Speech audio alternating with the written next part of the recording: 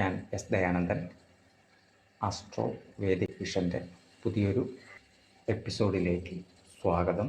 അവിട്ടം നക്ഷത്രത്തെപ്പറ്റി പറയാം. അവിട്ടം നക്ഷത്രം ചൊവ്വയുടെ ആധിപത്യമുള്ള നക്ഷത്രമായിട്ടും കരുതപ്പെടുന്നു. 3 നക്ഷത്രങ്ങളുടെ ആധിപത്യം ഒരു ഗ്രഹത്തിന് എന്ന ക്രമത്തിൽ 27 നക്ഷത്രങ്ങളും 9 ഗ്രഹങ്ങളുടെയും ആധിപത്യത്തിലായിട്ടാണ് നമ്മൾ പറയപ്പെടുന്നത്.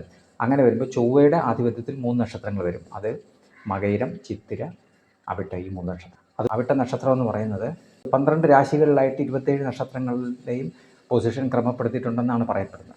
അവിട്ട നക്ഷത്രത്തിൻ്റെ ആദ്യ പകുതി മകരം രാശിയിലും രണ്ടാമത്തെ പകുതി കുംഭൻ രാശിയിലുമാണ് നിൽക്കുന്നത്. പൊതുവിൽ ഇത് മകരം രാശിയും കുംഭൻ രാശിയും ശനിയുടെ രാശ്യാധിപത്യമുള്ള രാശികളാണ്. ചൊവ്വയുടെ നക്ഷത്രാധിപത്യവും ശനിയുടെ രാശ്യാധിപത്യവുമുള്ള ഗ്രഹമാണ് അവിട്ട നക്ഷത്രം. അഭിമാനബോധം, സ്വാശ്രയശീലം, ബുദ്ധി സാമർഥ്യം, പ്രവർത്തന സാമർഥ്യം, നല്ല സാമുദായിക ബോധം, മതബോധം, സ്വന്തം കഴിവിലുള്ള ആത്മവിശ്വാസം എന്നിവയൊക്കെ സ്വഭാവത്തിലുണ്ടാവും. സുബ്രഹ്മണ്യ സ്വാമി ക്ഷേത്ര ദർശനം നടത്തിയിട്ട് അവിടെ അർച്ചന, വിളക്ക്, ഹാരം, പഞ്ചാമൃതം, പനിനീര് ഇങ്ങനെയൊക്കെയുള്ള ഇതുകൾ നടത്തി പ്രാർത്ഥിക്കാം. സുബ്രഹ്മണ്യ സ്വാമിയുടെ പ്രഭാവമുള്ള ക്ഷേത്രങ്ങളിൽ ദർശനം നടത്താം. ഹരിപ്പാട് സുബ്രഹ്മണ്യ സ്വാമി ക്ഷേത്രത്തിൽ പോകാം, പളനിക്ക് പോകാം, തിരുച്ചെന്തൂര്, ഇങ്ങനെയൊക്കെയുള്ള സുബ്രഹ്മണ്യ സ്വാമിക്ക് പ്രാധാന്യമുള്ള ക്ഷേത്രങ്ങളിലൊക്കെ ദർശനം നടത്തുന്നത് വളരെ നല്ലതാണ്.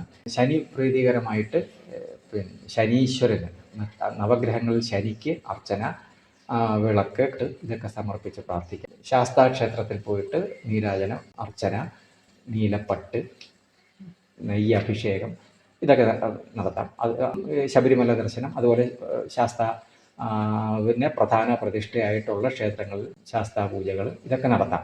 അവിട്ടം നക്ഷത്രം മകരക്കൂറുകാർക്ക് ഒരു ഫലവും, അവിട്ടം നക്ഷത്രം കുംഭക്കൂറുകാർക്ക് അതിൽ നിന്ന് വ്യത്യസ്തമായി മറ്റൊരു ഫലവുമായിരിക്കും വരുന്നത്. അതിൻ്റെ കാരണം എന്ന് പറഞ്ഞാൽ ഈ രണ്ട് കൂറിൽ നിന്നും അല്ലെങ്കിൽ 2 രാശിയിൽ നിന്നുമുള്ള ഗ്രഹസ്ഥിതികളിൽ വ്യത്യാസം ഉണ്ടാകും. ഗ്രഹചാര ഫലം എന്ന് പറയുന്നത് നമ്മുടെ നക്ഷത്രം നിൽക്കുന്ന നക്ഷത്രക്കൂറ്, ഇതിൽ നിന്നും ഓരോ വർഷവും ഗ്രഹങ്ങൾ ഏതെല്ലാം സ്ഥാനങ്ങളിൽ നിൽക്കുന്നോ അതിനനുസരിച്ചിട്ടുണ്ടാകുന്ന ഫലങ്ങൾ, അതിൻ്റെ ഫലവ്യത്യാസങ്ങളും അതാണ് ഉദ്ദേശിക്കുന്നത് ഗ്രഹചാര ഫലം എന്ന് പറയുന്നത്. അവിട്ടം നക്ഷത്രക്കാരുടെ 2026 ഫലങ്ങൾ പറയുമ്പോൾ അവിട്ടം നക്ഷത്രം മകരക്കൂറുകാർക്ക് 7.5 ശനി കഴിഞ്ഞിട്ട് ശനി 3ലേക്ക് വന്നിരിക്കുന്ന ഒരു കാലമാണ്.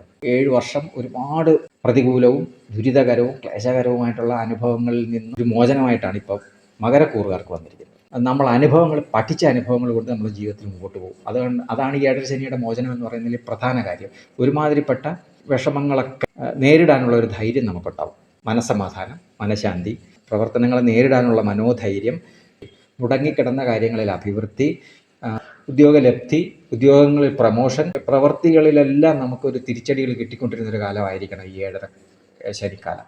അതിൽ നിന്നൊക്കെ ഒരു മോചനം, നമ്മൾ ചെയ്യുന്ന പ്രവൃത്തികളൊക്കെ ഉദ്ദേശ ലക്ഷ്യങ്ങൾ കണ്ടു നമുക്കതിനനുസരിച്ചിട്ടുള്ള ഒരു വരുമാനങ്ങൾ, പ്രതിഫലങ്ങളും കൂടി വരാവുന്ന ഒരു കാലമാണ് ഇപ്പം വന്നത്. ശനിയെ കൊണ്ട് വിവാഹം മുടങ്ങിക്കിടന്നവർക്ക് വിവാഹം അനുകൂലമായിട്ട് വരാം. ഇങ്ങനെയൊക്കെയുള്ള ഇത് മകരക്കൂറുകാർക്കുള്ള ജാതകത്തിൽ ശനി നല്ല സ്ഥിതിയിലാണെങ്കിൽ ഈ ഗുണാനുഭവങ്ങൾ കൂടി.